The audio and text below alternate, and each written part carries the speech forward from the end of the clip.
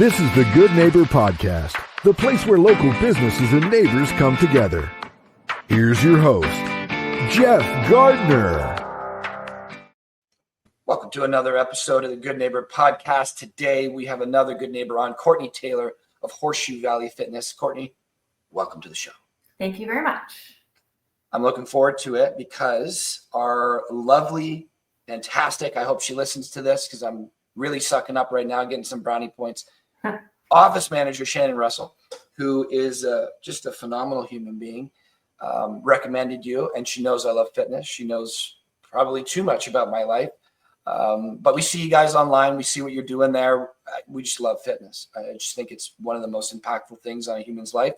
I would argue that in love, I don't think there's anything more impactful than treating your body right and connecting that deeply with another human. So when she recommended for you to come on the show, I was pumped. And I said to my business partner, Sean, I'm like, I'm doing this one. You aren't. And so now we're here. So let's talk about it. I mean, I know it's in the name, but let's really let people know. What is Horseshoe Valley Fitness, Courtney? What do you do? So we have a community gym. It's based right in Horseshoe Valley. We're in the Highlands. It honestly kind of came out of nothing. And I'm not sure if we'll kind of get to that later on in the podcast, but we are here. It's small group, personalized training. I program 6 days a week, strength-based programming. We follow progressive overload cycles. Yes. And there's also, we're not randomly just doing random workouts. There's a lot of thought and behind the scenes work that I do that comes from, 20 years of experience. But the focus is mostly strength training. I find most of my clients, that's what they want to be doing. So progressive overload, 6 days a week. Some people come 6 days a week. Some people come 3. Some people come here and there. Everyone's different based on their schedules and their personal goals. And I have other people that aren't into the strength training, or they want to do a little bit of that, but also some cardio-based work or more cardio-based work, and just come in, and I'll quote one of my members, he just wants to sweat like an animal and get out. So I also program some metabolic conditioning work, like think of a high intensity workout that is varied. It's always different. It's always something new, using a variety of equipment, and that's programmed as well. And people can pick and choose. So when they come in, they might be feeling they want to do the strength workout that day, or they might want to do the Metcon. Some people will do strength 3 days a week and then throw in a Metcon on the 4th day. But there's lots of flexibility, and there's lots of, as you would know, having gyms and worked in gyms, everything's modifiable and scalable. So even though everyone's following the same plan that's written out that I've come up with, it's different for everybody based on weights or injuries or skill. Just everything is always modifiable, and it's never an issue to do that. And we just work. I always meet everyone where they're at. So we're in kind of converted the garage over the last 3 years. I've taken more and more space over, looking for more space in the community, but it's hard to find. And in the summer, it's just such a nice vibe. We have all the garage doors open. Like there's a back and front doors. So it's totally open air space. And we start to kind of spread out onto the driveway and to the backyard and onto the road. And it's just a really great atmosphere, especially when the weather starts to turn nice and everyone's sick of being stuck inside. Yeah. No, I mean, we experienced that during COVID. One of my closest friends, he's still in the gym industry, Evolution Athletics in Newmarket. And he has quite an industrial, like he turned an industrial garage. That's what I did with my gym as well. I think that's what a lot of PTs do when they go out on their own. Huge ceilings, 50-foot ceilings, a lot of space, but they couldn't go inside during COVID, even though there was tons of space. So they worked out outside. And for the people who haven't experienced that, that's a whole new level of exposure and, just a unique, sometimes up-leveled experience for somebody to work out in the beautiful sun and really kind of bond with nature, something that we don't often do inside of a gym. It's another layer of, connection, value, something, for lack of a better word, that we don't get inside of the gym. So that's very cool. And Horseshoe Valley and that whole area is just gorgeous. The nature out there is phenomenal. Most people that are listening to this are probably going to be familiar with that area.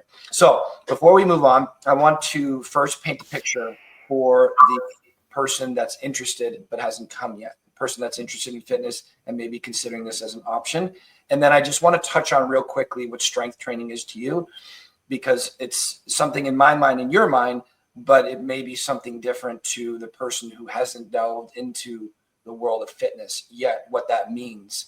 And I know from my experience, this came up with women a fair bit, but it also came up with some men where I would talk about weights and they would think bulky and this, this isn't my world. I want to, it's more traditional to be cardio and things like that. So I really had to educate them on that, but I want to hear from you.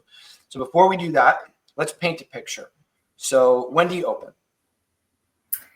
It's been sort of a moving target over these last 3 years, figuring out the needs, and my membership has grown substantially, especially this year. This is our 3rd year. I started with 7 members. The 2nd year we went to 15. I'm now at 40, so it's just totally taken off. So that means more classes, different approach to the schedule. So right now, I have Monday to Friday. We're in the gym from 5:30 until 9:30. There's an open gym slot in there from 5:30 till 9:30 a.m. That's right. 7:30 till 8:30. I sneak inside and make breakfast for everybody. I feed the dog. I feed myself. I feed my husband. But some members will pop in at that time if it's a time that works for them, and they're on their own. So it's an uncoached time, but the gym is available. They can follow their own programming, or they can follow the programming that's laid out for them, either in our app or I have it up on the whiteboard in the gym. And then again, there's a class at noon until 1. And in the evenings on Tuesdays and Thursdays, 7 p.m. Just started another one at 6:15. And we're also open on Saturday mornings. Okay. So because it's a moving schedule, I can't just walk in randomly, or probably that's not my best bet. So I'm a potential consumer right now. I'm interested in fitness. I'm trying to find the right thing for me. I love that you have this home gym at your garage, much more intimate feeling than often a commercial gym will give you. So how do I make my decision? Do I go to your app? Do I go to your social media? How do I know what's available to me to find out? And I know nothing. I'm just choosing. How do I get my options and find out the best path to choose when it comes to Horseshoe Valley Fitness? For sure. I find that's my biggest struggle actually, is how do people know that I'm here, right? It's really being word of mouth. Marketing. Yeah, that's right. It's been mostly word of mouth this far. Yeah, I believe it. You guys are doing good work. And just reputation building and people chit-chatting and seeing us out and about doing things, because we are, when the weather's nice, we're outside, so people are constantly walking by and kind of checking us out. But I find most people have found me through Instagram, which I was on the fence about even doing at the beginning, and, filming things and posting things and thinking, oh, is there much point to this? I'm glad you guys do. That's how I found out about you. Actually, I've been following you for at least a few months. Okay. Just watching what you're doing. Yeah. It's how I've gotten most of my people, actually. So I'm glad I stuck with that in the early days when I kind of questioned if it was worthwhile or kind of silly to do. Yep. But most people will reach out on there, or like I said, through a friend. I start a conversation, find out their goals, their schedule, let them know about what to expect at the gym, which we kind of talked about earlier on in the podcast, and then offer an intro session if they want to come in and check it out. And I'm very upfront. It's not for everybody, but it is for a lot of people too. It depends what, do you like me? Do you like my personality? Do you like my coaching style? Do you like the space? Do you like the people that are in here? Sure. There's so many factors, and I'm just really upfront with, for fitness, and I know you understand the importance of it in everybody's life for longevity and our health span and all these things. There's so many benefits. it shouldn't be a chore. It should be something that you want to do and you love going to do. And in saying that, it has to be the right fit. I had a gentleman, he reached out to me almost a year ago. He wanted an at-home program, wondered if I could do that for him. He wanted to improve his golf game. I said, yeah, no problem. Let me know what equipment you have at home. We'll write something up for you. So he started doing that. And then I think we were doing 2 or 3 days a week at home. And then I suggested, you know what, it might not be a bad idea if you're up for it. Whatever our payment structure was, I can't remember for his at-home program. But I said, why don't we throw in one day a week, come into the gym. So we have a touch point. We can build that relationship and I can see how you're moving. Like it's easier for me to program you at home when I can kind of, you would know, see how you're moving and what movements are working, what movements aren't working. And if there's things I'm programming for you that you're unsure about or confused about, it's a point we can kind of tackle it together in person. So he was on board for that. So we started doing at-home programming, and then he'd come in on Fridays, and then he was kind of like, okay, I know where this is going. Can we maybe do one day at home, and do you have room for me to come twice a week? And I said, yep. Absolutely, we can do that. And he's now in 4 days a week. We don't do anything at home. He's all in. He's never done fitness, and now it's, doesn't miss a day. If there's a snowstorm, he's here at 5:30, and he's asking about, okay, tell me about protein. What kind of protein should I get? And it doesn't seem to be mixing. I'm mixing it with a spoon, and we're like, oh, you need a protein. You need a shaker bottle. You need the little spirally thing in there. And he's just all in, and it's the best thing to see. And I can see as an outsider how it inspires my other members and my other clients, because they're seeing somebody like completely change their life. Sorry. Oh, don't apologize. That's how I feel about fitness. It's what this is about. Yeah. First off, I love your passion about it. I was going to say, I wish there were more people that would respond that way about their work, but I used to have that mentality before we started doing this. I mean, we have a fairly large team, and even still, we have about 100 clients. That seems like an awful lot to us, but in the grand scheme of things, it's not a million. Once you start doing something like this, podcasting, and you see the thousands and thousands of people that it reaches, now you start hearing a different perspective from a lot larger of a group. And especially in this day and age, it seems like, anyways, when I talk to my parents and older generations, the boomers, it seems like there's a lot more people that are very passionate about what they do, like you are. And it's fantastic to see. It's changed my mentality around work as a means to an end to get a paycheck. And now work has really become a craft and a lifestyle to many.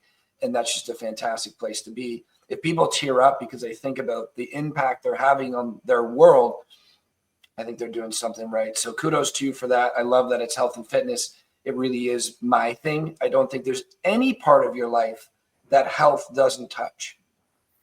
Cognition, emotions, physicality, longevity, feelings, sleep, everything. I think it really should be the bedrock of most of us, all of us, pretty much.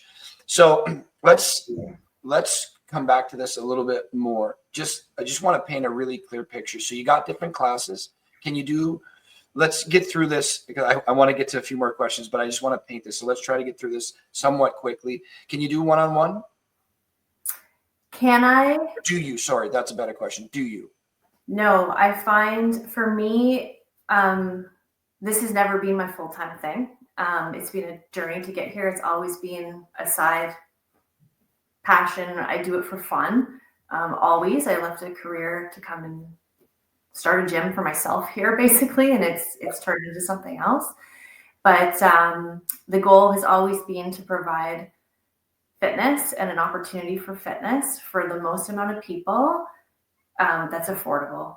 I don't want there to be a barrier. I know one-on-one can get expensive for people, but I also see the value in this smaller size, more personal approach where, the gym is a space that can be very intimidating for a lot of people.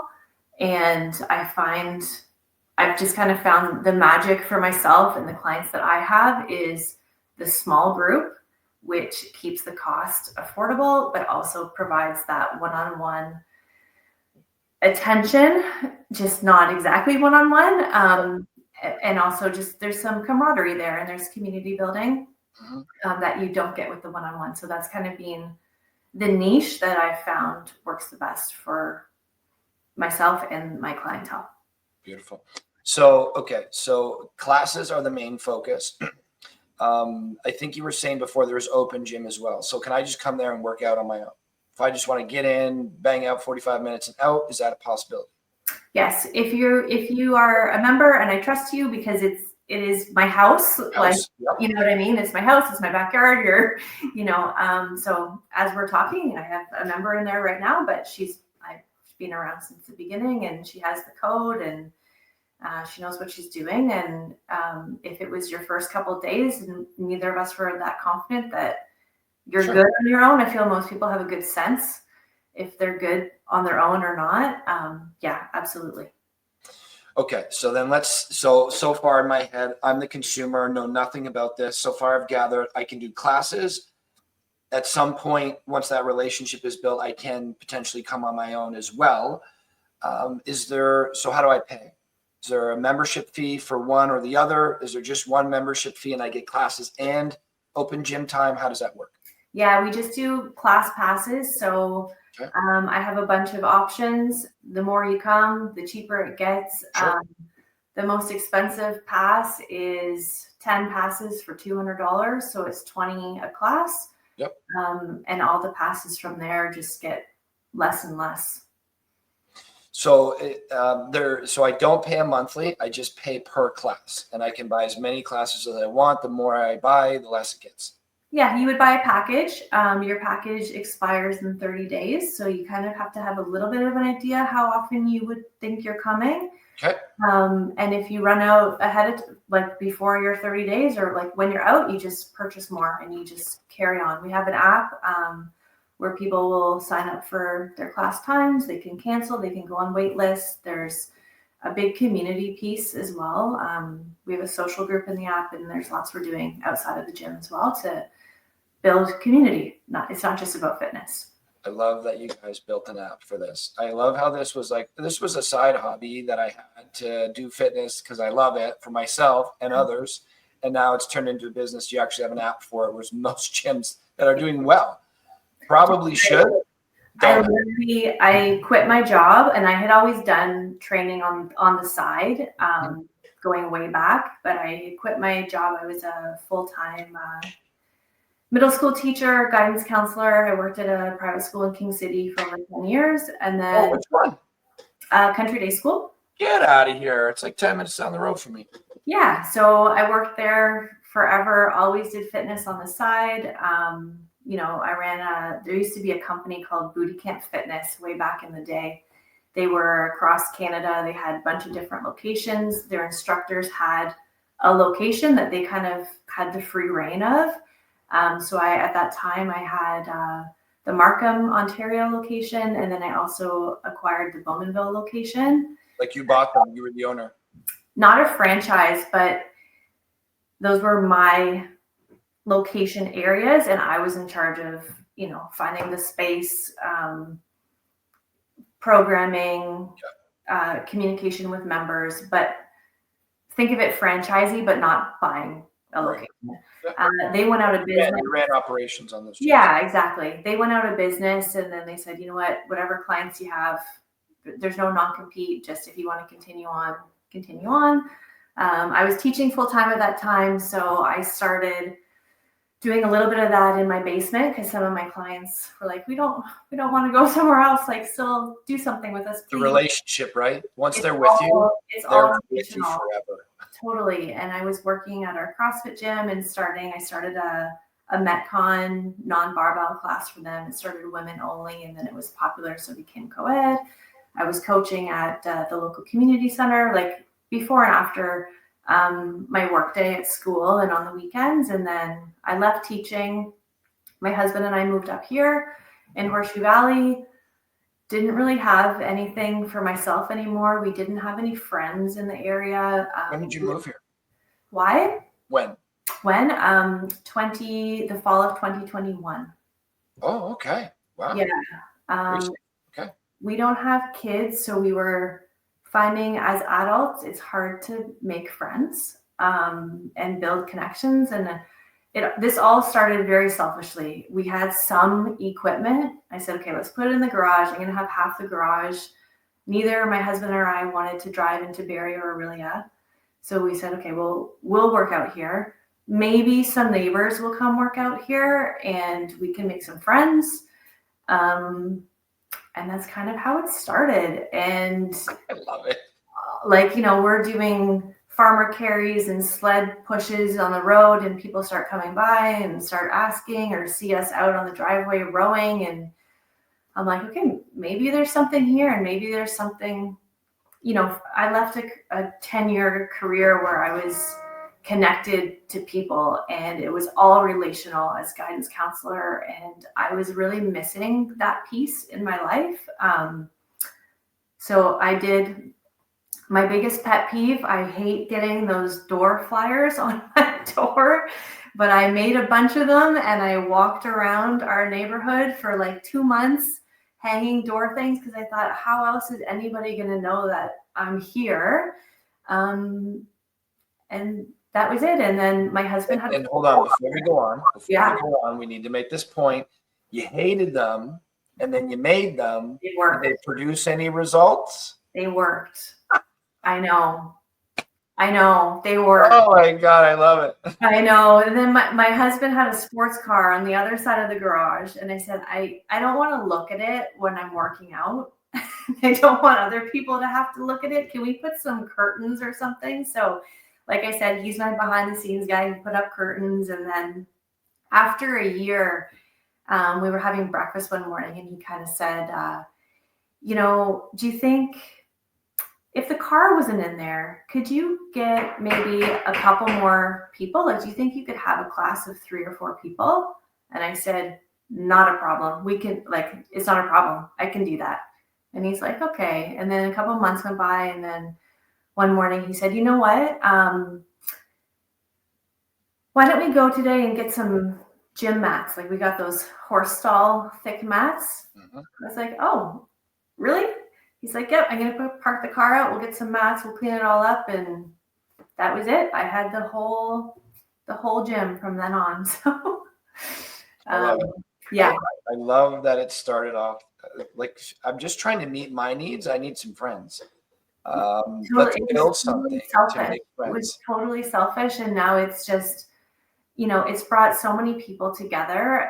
We've created friendships. I know we have members that have created friendships. We just did a ladies' day out, and that's turned in. We now have I think we have a 25 girls in a group chat where we just have a ladies, we talk all things menopause, wins, challenges, recipes, girl stuff. We're just I love how menopause was the first thing you brought up. Because it seems to be the biggest concern and the biggest struggle that a lot of hormones, man, are having. We should be talking about them more. And a lot of them in side conversations are talking to me about it, and they're feeling really alone. And I said, sure. Okay, well, why aren't we all just talking about it? We don't need to involve the men, but let's make a girls group. And, you don't need necessarily me, but you guys can lean on each other. And, we now have a book club, and we're going to plan a boys' day out, so they're not left out in the summer. And it's just becoming a lot more. And I had put in my Instagram bio when I first started all this, building a strong community. Because it's not just about fitness. Like I said, it's the human experience. Isn't it just awesome? Yeah. Really.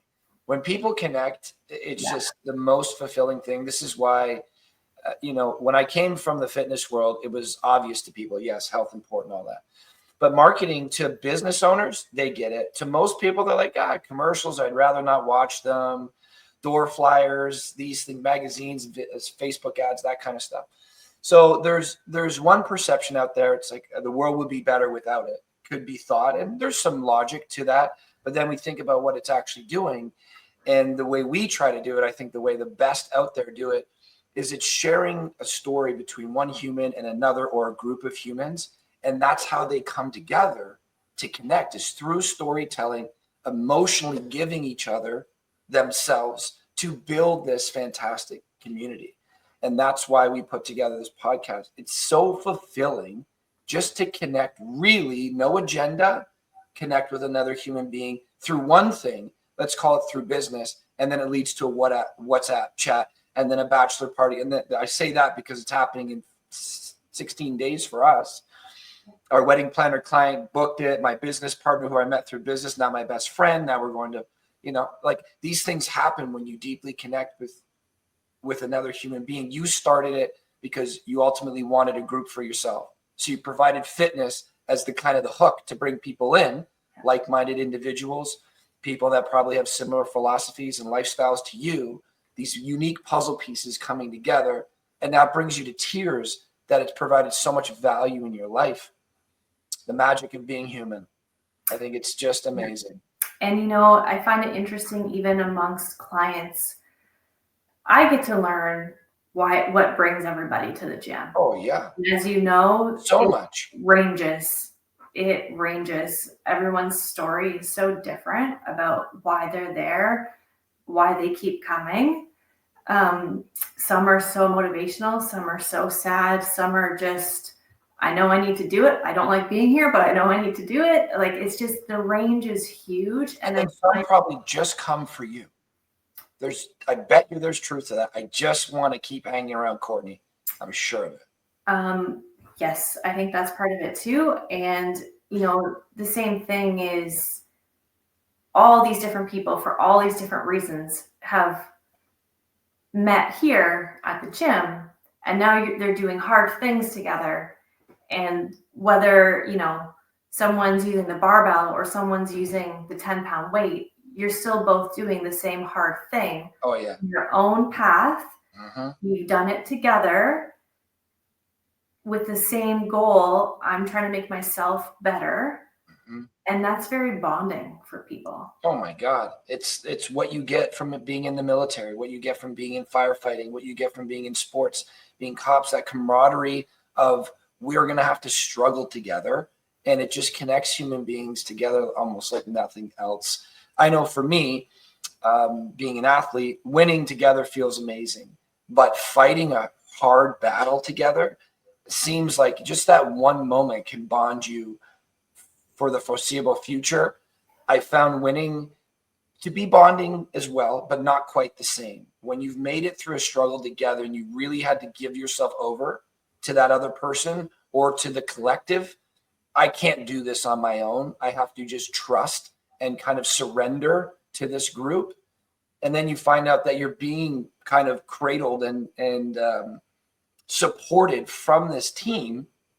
There's few things that feel better than that. And you know what? It's different when you're in your basement going through a workout by yourself, or when you're somewhere where there's someone to your right and there's someone to your left, and it feels different.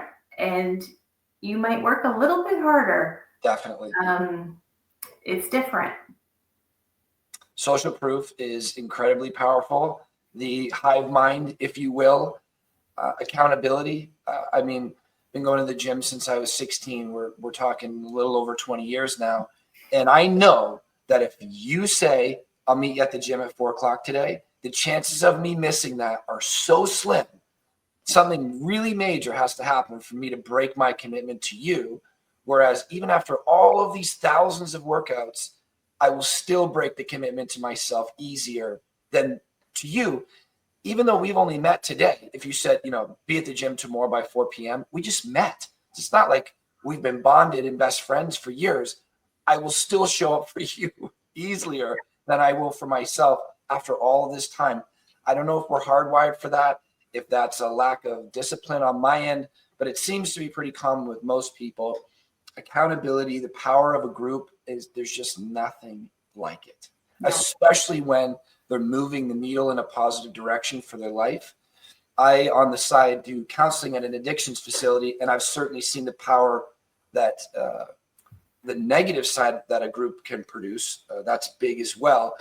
And, we should move away from that. But the power that comes from the result of people getting together on a shared mission, no matter the stage of their journey they're in, and they walk this path together. I don't know. I certainly haven't found anything more fulfilling. And I also haven't found anything to see greater transformations in human beings than that. Yeah. And, to go back to what we were saying before, it's also why I like this small group training. Super intimate. Yeah. It's not that one-on-one. You get all these benefits we've just talked about with a small group, but you're not lost in a group of 20. Yeah. So it's a big piece of it. What is the max class group? 5. Oh, okay. Yeah, that is pretty tight. That is almost one-on-one. Okay. In the summer, when the doors are open and we have a bit more space, depending on the workout and equipment and who's coming, maybe 6 or 7, but I try and keep it small. Beautiful. Okay. So we can find you on social media. We'll go over your contacts in a little bit. We haven't even got to you yet. I knew this was going to happen, fitness. And once I heard the passion in your voice, I'm like, I got to meet this, because I think we could probably talk about this for hours. But we can find you on social media. Do you have a website?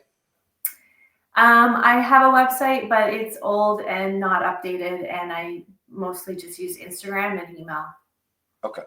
So we'll talk about your contacts at the end, so it's very easy to find. Let's talk about you. So first, rapid fire. Let's get through these really quick. 5 things that just, right? Ask more from me, Jeff. Come on, keep demanding.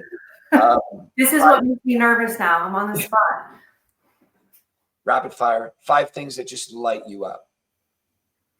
Family. Okay. Puppy. Ooh. I love the sunshine. Okay. Vitamin D. Yep. Warmth. Yep. Fitness, obviously, and being on the lake. Okay, so what did we have there? What was the first one? Family. Okay, so family, puppy, sunshine, fitness, lake. Yeah. Okay, love it. What kind of puppy you got? We have a Great Dane. That's not a puppy. And That's a horse. He's just a small monster in our house. Jesus Christ. Beautiful dogs, though. I think of puppy. I think of something like I had pugs. I love little fat things. Pugs and French bulldogs. I love them. That's what I think of as a puppy. I know what a Great Dane looks like as a puppy. Yeah. They're adorable, but we forget his size. We just get, used to him. And then my husband will see me walking him or vice versa. And it's like, oh, yeah, right. I think the dog forgets their size too. I see him with you down the street. Yeah. Yeah. And I think I haven't never had a big dog, but I have a number of friends, and I got pretty close with a Great Dane, a close buddy of mine. And I think they forget how big they are. They just want to sit on your lap. I'm like, this isn't a lap experience. Yes. You're half the size of my car. Get off of me. But then you do it anyways because they're so cute and they find their way in there, somehow make it work. Yeah. And, unbelievable animal. Let's talk about hard things, Courtney. You were talking about hard things before. It is one of the main philosophies to my life. I have all my rules for my life tattooed on my arm. And number 4 is do hard things. And number 5 is fear is your green light. And I think those go hand in hand. Hard can often be a fear. I think we are hard adverse, and that's why hard feels hard. I think if we were just born to do hard things, I don't think it would be as rewarding as it is. And I don't think it would be as difficult to do as it is. I think energy conservation is a real thing. And I think your body is drawn to take it easy in most cases. We have the ability to do hard things, but I don't want you doing hard things all the time. Otherwise, I would push you to do that, says the internal brain, whatever you want to call it. But if you do hard things, I'm going to let you know that I'm not very happy about it, and I'm going to make you feel uncomfortable. So it better be worth it for you. But I think hard things are what move the needle with a human being. I mean, I have lived 2 lives. I lived a very complacent, non-forward moving life before, which is what ultimately, I won't get too much into my story. It's on many of the other podcasts, but we're running short for time, which ultimately led me to being an addictions counselor. So I think you could probably put 2 and 2 together. That was a life of not much going on, a lot of sitting and doing nothing, ruminating. It wasn't good. That was very easy to do, but ultimately was produced so much more negativity. So I look at it as we're going to be stressed one way or another.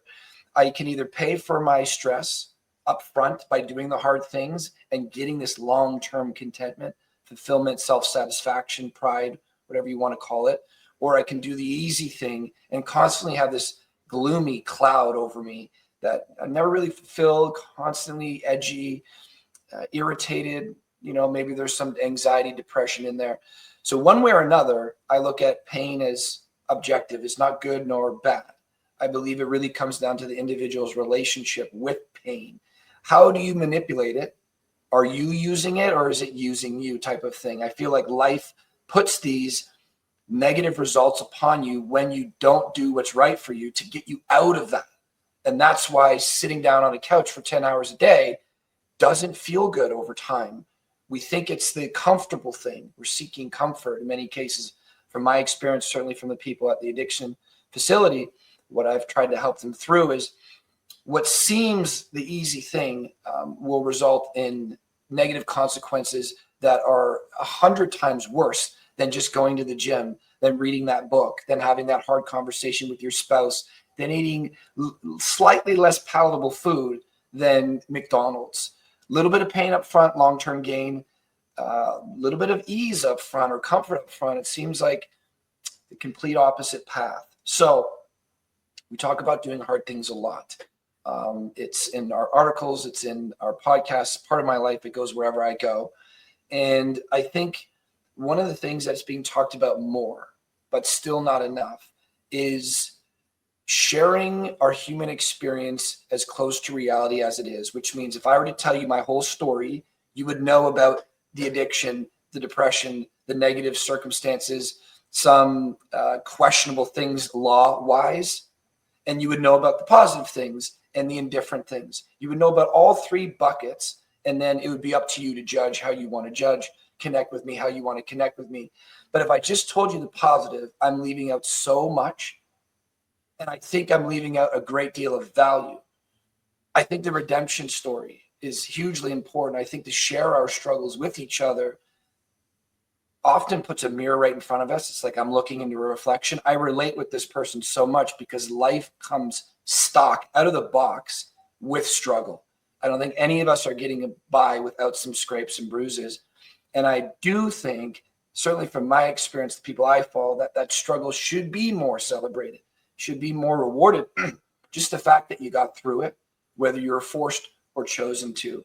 So entrepreneurship, I think, is one of the most challenging things for a human to go through. You have to breathe life into it like a child. It needs constant nurturing, needs constant attention, and most of the time we fail. That's quite a thing to volunteer for. The path ahead of me is full of failure. Success is not guaranteed. Struggle, sacrifice, and pain is. And I'm going to work all day and sacrifice many other things that I want to do for it. Sign me up. It's kind of a crazy thought to think. So when we talk about this question I'm about to ask you, there's just so many parts of it that people hear it and they're like, yes, that's what I've been through. I now connect with that person. They've now motivated me to take the next step. I needed to hear that.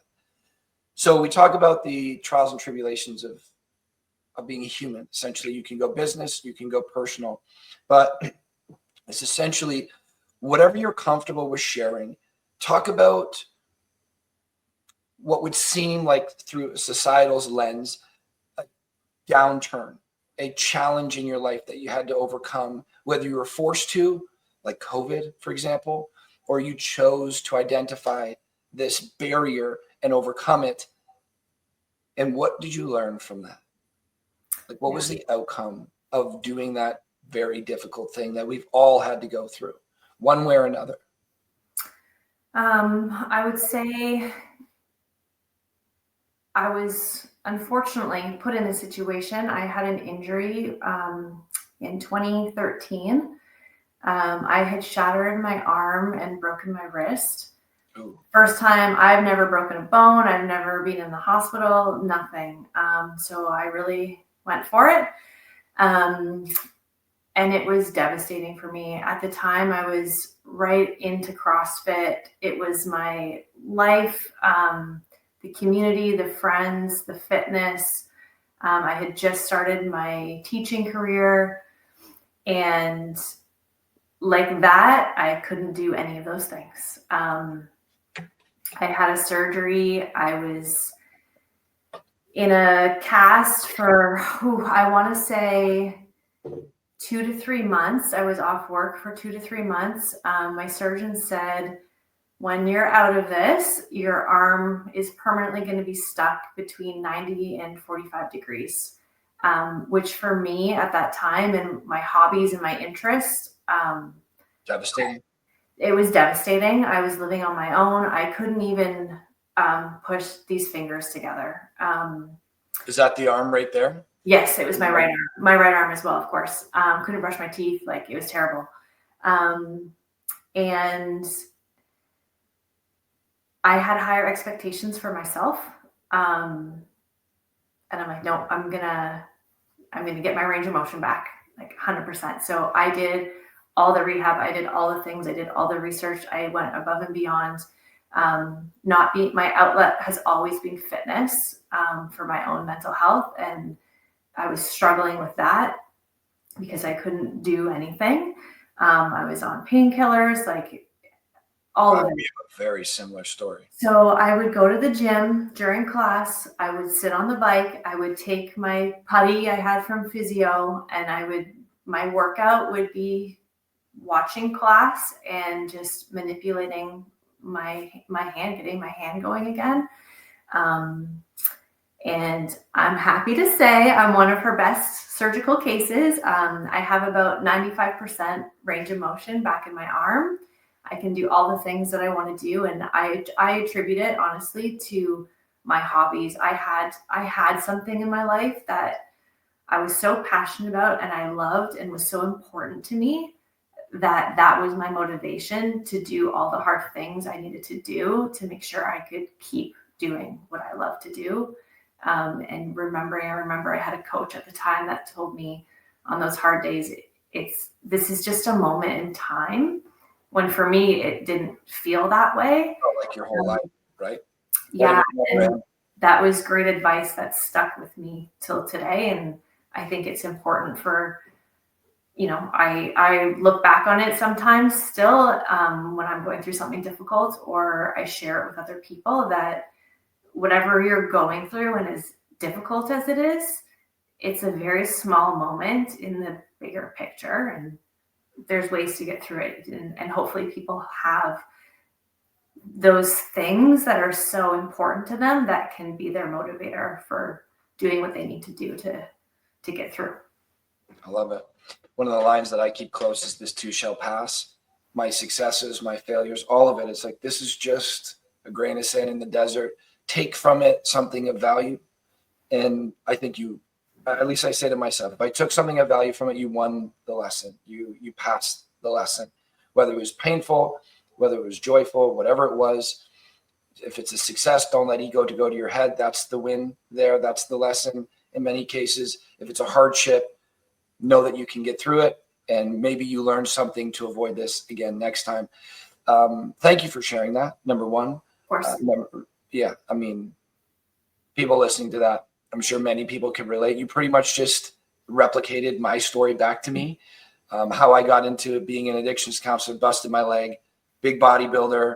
It was food, nutrition, sleep, food, nutrition, food, movement, sleep, food, movement, sleep. That's my life. I would have the beer cooler, when I would go over to my friend's place with all my tubs, and they're like, "You're crazy. Why are you doing this?" It's my passion.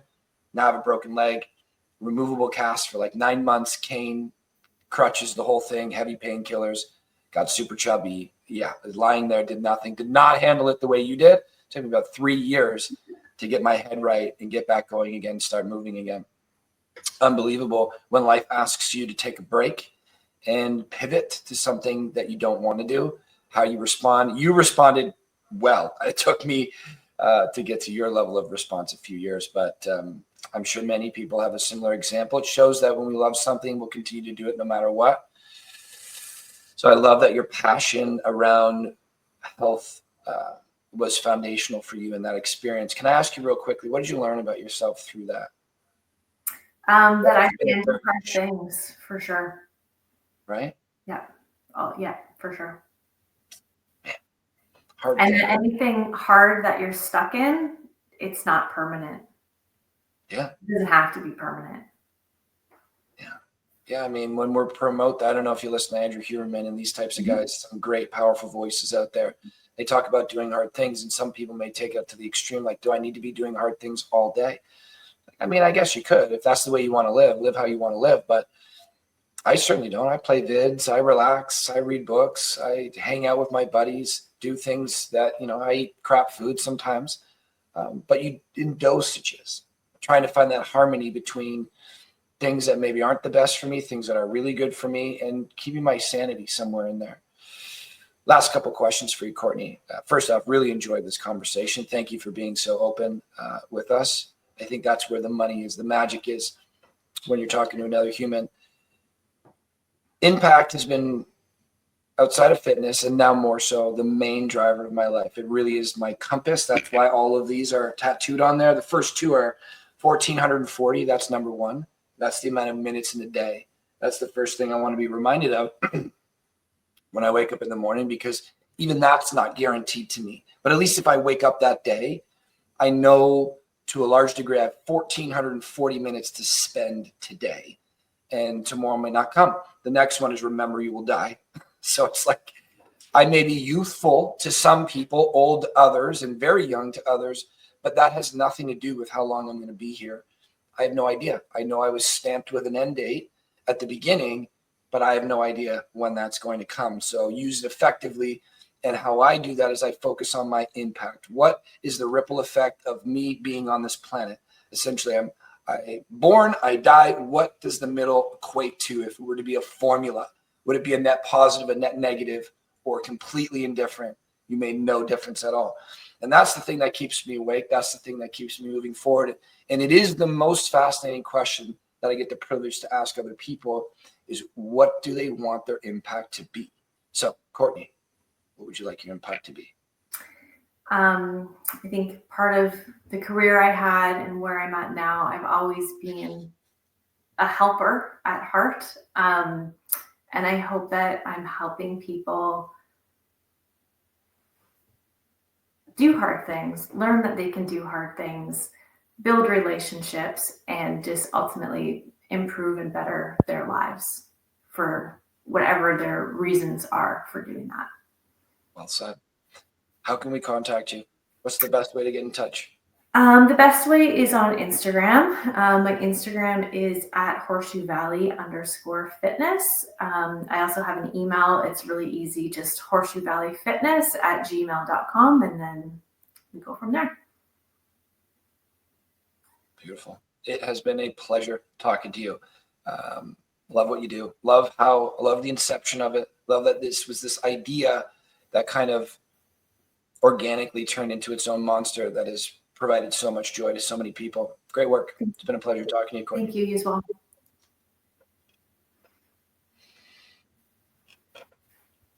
Now I just need to find my damn outro, Courtney. Where is it? Where did you put it? Wow. Well, we'll have to cut this. Give me a second. There we go. 3, 2, 1. Thank you for listening to the Good Neighbor Podcast. To nominate your favorite local businesses to be featured on the show, go to gnpwithjeffandsean.com. That's gnpwithjeffandsean.com or call 705-413-3775.